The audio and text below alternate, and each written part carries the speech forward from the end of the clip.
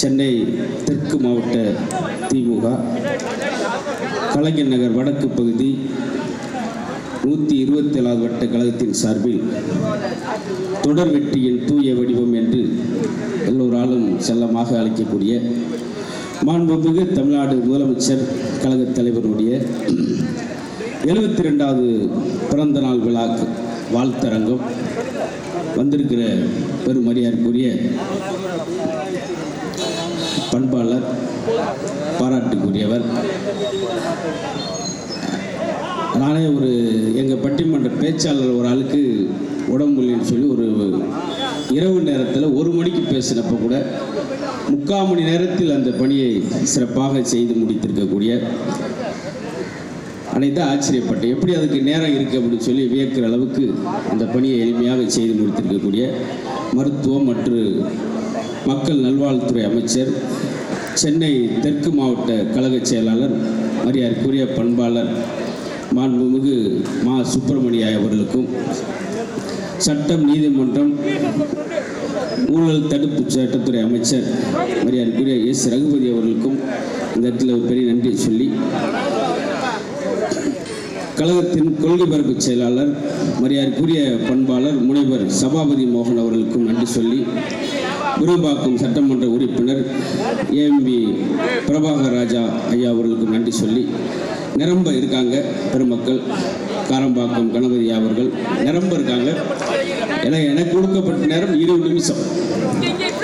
இந்த 4 பக்கத்து வாய்ச்சுன்னா இதுவே எனக்கு ஒரு 3/4 மணி நேரத்தை எடுக்கும் என்பதால் எல்லாரும் நான் மரியாதை செய்ததாக நினைத்து கொண்டு உள்ளே வர முடியலை. ஒரு வாழ்த்தரங்கம் நடக்கிறது பொதுவாக எனக்கு தெரிஞ்சு 200 பேர் 300 பேரோடு நடக்கும். கிட்டத்தட்ட 4000 பேர் 5000 போடு ஒரு மாநாடு மாதிரி இந்த விழாவை பேரன்போடு நடத்துகிற 127வது வட்ட கழக செயலாளர், 127வது வார்டு மாமன்ற உறுப்பினர், மரியாதைக்குரிய தலைமையேற்றிருக்கக்கூடிய கோயம்பேடு பொன் லோக் அவர்களுக்கு பெரிய ஒரு நன்றியும் பாராட்டியும் உங்களுடைய கரகோஷத்துக்குடைய தெரிவித்து பாராட்டுகிறோம். ஏன்னா கொரோனா காலத்தில் அவருடைய பணி ரொம்ப தீவிரமான பணி.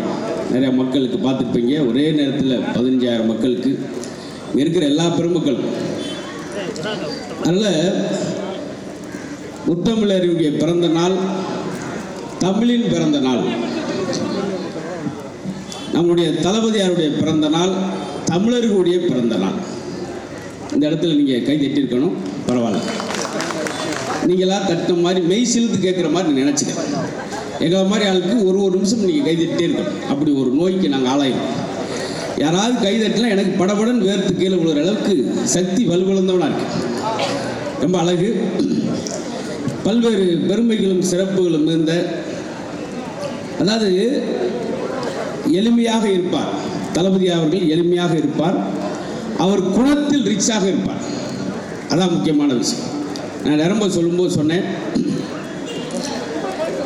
பஸ்ஸில் போகும்போதெல்லாம் சர்வசாரமாக பெண்கள் வரும்போது, உங்கள் அப்பா விட்டு இடமா, ஏன்னா உங்கள் அப்பா விட்டு பஸ்ஸா, அடுத்த பஸ்ஸில் வா. நல்லா கவனிங்க. அடிக்கடி கண்டெக்டர் சொல்கிற வார்த்தை அதான் தான் இருக்கு.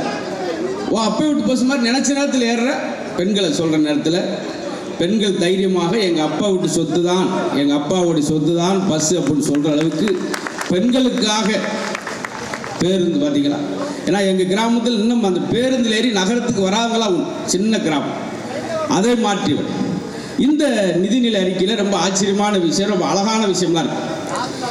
இறைவனே செய்த இயற்கை பிழை என்று ஒன்று உண்டு. இறைவனே செய்த இயற்கை பிழை.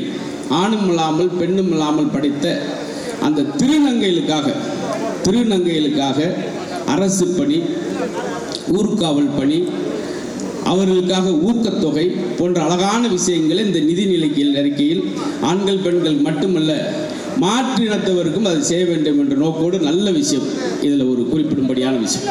அதே போல் நம்முடைய எம்எல்ஏ அவர்கள் சொன்ன மாதிரி தாய் தகப்பனை இழந்த அந்த குழந்தைகளுக்கு அருமையான கல்வி பணிக்கான திட்டங்களையும் கொண்டு வந்ததில் கூடுதல் சந்தோஷம்.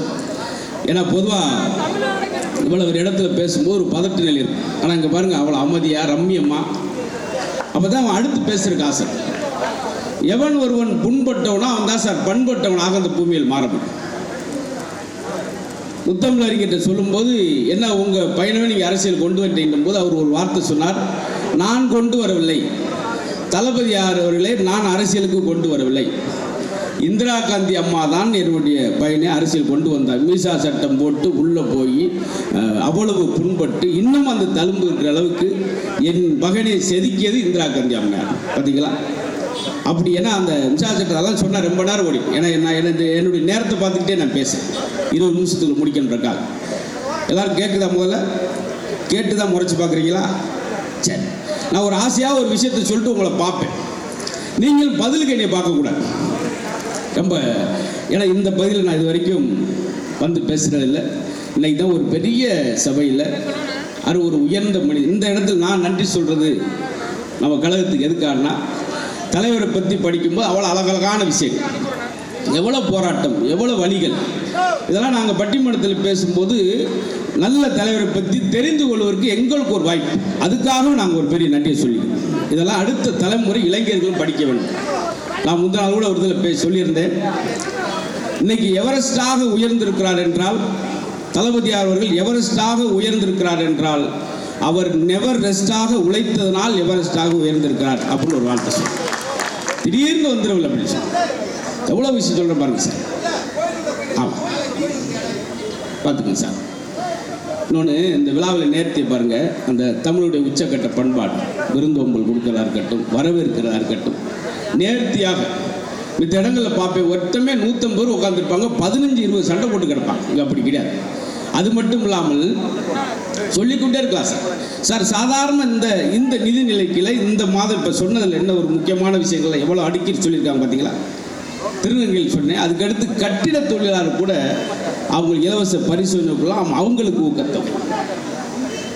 மேயராக இருக்கும்போது இந்த சாதாரண சென்னையை சிங்கார சென்னையாக மாற்றியதற்கு 19 பாலங்கள் கட்டி இப்படி ஆரம்பித்தது அவருக்கு. இன்னைக்கு வந்து எல்லாரும் எளிமையாக சொல்லிடலாம். ஆனால் போராட்டங்களை தாண்டி இந்த வெற்றியை தொட்டு உண்மையிலே இந்த இடமே பாருங்கள், பேர் பாருங்கள், பொன் லோகு அழகான அந்த நலத்திட்டங்களுக்கு பேரெல்லாம் பாருங்களேன். தவப்புதல்வன், புதுமை பெண் திட்டம், நமக்கு நாமே திட்டம், இப்படி பேர் அமையணும் சார். சில பேருக்கு அவருக்கு சம்மந்தமெல்லாம் அமைஞ்சு. எங்கள் ஊரில் ஒரு இடத்தோட உட்கார மாட்டேன், அவனுக்கு அமர்நாத்னு பேர். அமராத ஆளுக்கு அமர்நாத். மொத்தமே 4 பேர் சிரிச்சிருக்கீங்க. இந்த 4 பேர் தான் சிரிப்பீங்கன்னு தெரிஞ்சிருந்தா இதை நான் வாட்ஸ்அப்லேயே அனுப்பிச்சி விட்டு ஊர்லேயே இருந்துருப்பேன்.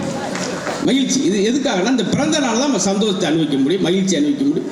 வெறுமனமே பிறந்த நாள் வச்சு நம்மளுடைய அமைச்சர் மாசையா அவர்கள் சொன்னது போல பேர் பாருங்க, மாசற்ற ஒரு மனிதருக்கு மாசு என்று பேர். இன்னைக்கு எங்களை மாதிரி எளிய பேச்சாளர்களை மேடையேற்றி பல்வேறு மேடைகளில் நீங்கள் எங்கள் தலைமை பற்றியும் எங்கள் கழகத்தை பற்றியும் கற்றுக்கொண்டு வந்து பேசுங்கள் அப்படின்னு சொல்லி கிட்டத்தட்ட ஒரு 200 பேச்சாளர் மேடையேறி பேசுவதற்கும் காரணம் இருக்கிறத எங்கள் மாஸ் சார், அவருக்கு இந்த இடத்துல பெரிய நன்றி சொல்லிக்கிறோம். அதே போல் ரகுபதி சார், அவங்க கிராமங்களே போய் எங்களை பேச வச்சாங்க. இதெல்லாம் எதுக்காக சொல்கிறேன்னா, இன்னைக்கு தமிழ் உயிர்ப்போடு இருப்பதற்கு இந்த கழகம் தான் சார். அதான் ஒரு வார்த்தை சொன்னேன், முத்தமிழறிஞருடைய பிறந்த நாள் தமிழ் பிறந்த நாள். அவர் இல்லை என்றால் தமிழ் இன்று இருக்காது. எத்தனை தமிழ் அறிஞர்களுக்கும் தமிழ் சாதனையாளருக்கும் மணிமண்டபங்கள், அவங்களுக்கான நினைவிடங்கள் கட்டி அவங்களை போற்றக்கூடிய அமைப்பு வேறு எந்த இதுலையும் இருக்காது சார். இன்ன வரைக்கும் போட்டி கொண்டு பாராட்டி கொண்டு இருக்கிறது சார். இப்போ பட்டிமன்றங்கள் எத்தனை இடத்துல இருக்குது பார்த்தீங்களா? கருத்தரங்க எத்தனை இடத்துல தமிழ் சார்ந்த நிகழ்வுகள் தினந்தோறும் நடக்குதுன்னா அது திமுக காலத்தை தவிர வேறு வழியே இல்லை சார். அதுதான் சொல்கிறேன். பார்த்தீங்களா, உண்மையிலே இப்போ ஒரு நடந்த சம்பவம் அதையும் சொல்லிடுறேன். உள்ளே வரும்போது ஒரு 2 பேர் செல்ஃபி எடுத்தாங்க. அதில் ரொம்ப ஆச்சரியம், எப்போ எடுப்பாங்க. இப்படி இந்த டேர்னிங்கில் திரும்போது குறுக்க வந்து ஒரு 3 பேர் செல்ஃபி எடுத்துகிட்டு என்கிட்ட ஒரு வார்த்தை கேட்டேன் சார், எனக்கு படபடன்னு வேர்த்துச்சு. நீங்கள் யாருன்னே அப்படின்ட்டாங்க.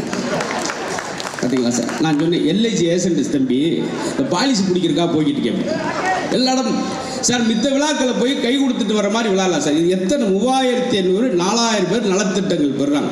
இது மாதிரி தினந்தோறும் சென்னையிலும் வெளியூர்களிலும் தினந்தோறும் நடந்துக்கிட்டு இருக்கு. ஏழை வாழர்கள் பயன்பெறாங்க. இதுக்கு பேர் தான் பிறந்த நாள், இதுக்கு பேர் தான் வெற்றி விழா. இதனால தான் கொண்டாடுகிறார்கள் முதல்வரை. நம்ம யோசிக்க முடியாத விஷயம் சார். நான் இந்த பார்க்குறேன், 50,000 பெற்றோர் இழந்த குழந்தைகள் இருக்காங்க. அவங்களை எங்கேயாவது பார்க்க முடியுமா சார்? அவனுக்குன்னு ஒரு சின்ன ஆசை. நாங்கள்லாம் கிராமத்தில் பள்ளிக்கூடம் போட எப்படி போடோம்னா, மதிய உணவுக்காக நான்லாம் பள்ளிக்கூடமே போட்டோம் கிராமத்துக்கு. ஆனால் இன்னைக்கு அந்த மாணவர் இன்னும் ஊக்கப்படுத்த காலை சிற்றுண்டியை இது வரைக்கும் யாருமே சிந்திக்காத ஒரு அற்புதமான விஷயத்தை யோசித்து எங்களை மாதிரி நாங்கள் கஷ்டப்படுற அந்த ஏழை மாணவர்களை பள்ளிக்கூடத்துக்கு எப்படி அழைச்சிட்டு வந்து உங்களுக்கு கல்வி தர முடியும்ன்ற யோசித்து காலை சிற்றுண்டி இந்த இடத்துல நீங்கள் தயவுசு கை தட்டிருக்கு. இல்லாட்டி நான் எனக்கு நைட்லாம் தூக்க வரேன். எனக்கு என்னென்னா யோசிச்சு பாருங்க, ஒரு விழாவுக்கு போயிருந்தேன் சார், 2500 பேர் வந்துட்டாங்க. அங்கே இருந்தவர் அந்த மாப்பிள்ளை, கல்யாண மாப்பிள்ளை 2500 காலி விழுந்துக்கிட்டே போகிறார். ஆச்சரியப்பட்டான், எதுக்கு எல்லாரும் காலி விழுறீங்க, அவ்வளோ மரியாதை? இல்லைங்க, என் செருப்பையும் போட்டுக்கேன்னு தெரியல சார். அது மரியாதை சார். இங்கே பெரியவர்கள்லாம், எம்எல்ஏக்கள், அமைச்சர்கள்லாம் சொல்லும்போது இந்த ஆண்டின் நிதிநிலை அறிக்கையில் எவ்வளவு அழகான விஷயங்கள் அப்படின்னு அடுக்கி சொல்லும்போது ஆச்சரியமா சார். தலைவருக்கு கட்டம் சரியில்லை, கட்டம் சரியில்லை என்று சொன்னவர்கள் மத்தியில் தன் திட்டங்களால் அதெல்லாம் வென்று காட்டிட்டது. விதியை மதியால் வெல்வோம் சொல்லுவாங்க, விதியை மதியால் வெல்வோம்னு பெரியவர்களாக சொல்லுவாங்க. ஆனால் விதியை தன்னுடைய நிதியால், இன்று கொடுத்திருக்க நிதி அறிக்கையால் வென்றவர் தான் நம்மளுடைய கழகத்தை. அதுதான் எல்லாரும் சொல்றது, ஐயாவுடைய ஆயுள், நம்ம தலைவருடைய ஆயுள் ஏழைகளுடைய ஆயுள், தலைவருடைய ஆயுள் தமிழின் ஆயுள், தலைவருடைய ஆயுள் காலம் தமிழருடைய ஆயுள் காலம் என்பதில் எந்தவித மாற்றம் இல்லை என்பது பெரிய விஷயம் சார். அதனால் தவப்பூர்வம் திட்டமாக இருக்கட்டும், இந்த ஆண்டு புதுசாக வந்திருக்கு. இன்னொன்று, கிராம பகுதியிலேருந்து வர்றவங்க, இந்த சென்னைக்கு வாழ்வாரம் தேடி வர்றவங்க, பெற்றோரை காப்பாற்றுற அந்த பெண் குழந்தைகளுக்கு ஒரு இடம் இருக்கா சார் தங்கிருக்கு. அதற்காக கூட தோழி விடுதி என்று சொல்லி இந்த நிதி நெருக்கடியில் ஒரு குறிப்பாக ஒரு புதிய விஷயத்தை ஒன்று சொல்லியிருக்காங்க. இப்படி அழகழகான விஷயம். இதெல்லாம் நான் சொல்லும்போது நீங்கள் ஒரு மனசு, ஏன்னா எப்பயுமே இந்த குழந்தைகளுக்கு மருந்து தர்றப்ப கசக்குன்னு துப்பிடும். அப்போ அந்த மருந்தை வந்து கருப்பட்டிக்கு வச்சு கொடுப்பாங்க. அது மாதிரி நகைச்சுவை கடையில் இந்த விஷயத்தை சொல்லி ஆடுற கட்டாயம். எனக்கும் எல்லாரும் ஒரு ரோல் மாடலாக பேசுகிறப்ப, ஒரு மோட்டிவேஷன் பேசுகிறப்ப, எடிசனை பாருங்கள், காரல் மார்க்ஸை பாருங்கள், வெளிநாட்டிலே சொல்லாது. அடுத்த தலைமுறை, அடுத்த இளைஞர்கள் தளபதியாரை பாருங்கள். 14 வயதில் தோன்றிய அந்த கடின உழைப்பு இன்ன வரைக்கும் கொஞ்சம் கூட விட்டு விடாமல் தொடர்ந்து கொண்டே இருக்கிறார் அப்படின்றது தான் சொல். வேற ஒன்றும் வெளியெல்லாம் யோசிக்கும். அந்த இதை நான்லாம் ஒன்று ஒன்று படிக்கும் ஆச்சரியப்பட்டேன். நானுமே எனக்கு ஒரு உந்துதல் வந்தது, ஒரு சக்தி வந்த காரணம். அது மாதிரி தமிழக இளைஞர்கள் ரோல் மாடலாக நினைக்கக்கூடிய ஒரு அற்புதமான தலைவரை பெற்றிருக்கிறோம். அவருக்கு 72வது பிறந்த நாள், பிரம்மாண்டமான விழா. இந்த பகுதியில் கண்ணுக்கெட்டு திசையில் மக்கள் வெள்ளத்தோடு அத்தனை பேரும், அது பெண்களுக்கான திட்டங்கள் தான். அமைச்சர் சொன்ன மாதிரி பெண்களுக்கான திட்டங்கள் தான் அதிகபட்சமாக. ரொம்ப ஆச்சரியம்.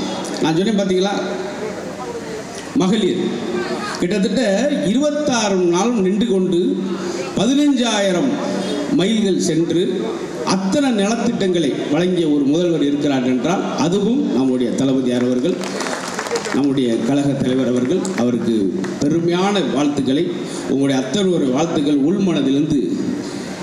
ஏன்னா வாழ்க்கையை புதைப்பதா வாழ்க்கை என்றால் அன்பை விதைப்பதான் வாழ்க்கை, எடுப்பதா வாழ்க்கை என்றால் பிறருக்கு கொடுப்பதான் வாழ்க்கை. இந்த மண்ணில் வாழும் நாட்களை விட பிறர் மனதில் வாழும் நாட்கள் தான் உயர்வான நாட்கள். அந்த மாதிரி பிறர் மனதில் வாழ்கிற கழகத் தலைவருக்கு உங்களோடு சேர்ந்து நாங்களும் இனிய பிறந்த நாள் வாழ்த்துக்களை அன்போடு சொல்லி மகிழ்கிறோம். பல்வேறு ஆண்டு, பல்வேறு 100 ஆண்டு காலம் மகிழ்ச்சியோடு வாழ வேண்டும்.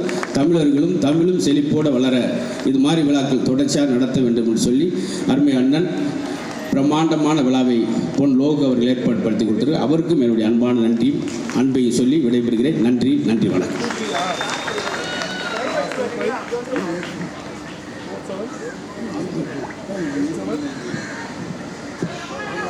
முனைவர் அண்ணன் சபாபதி மோகன் அவர்கள் உரையாற்றுவார்.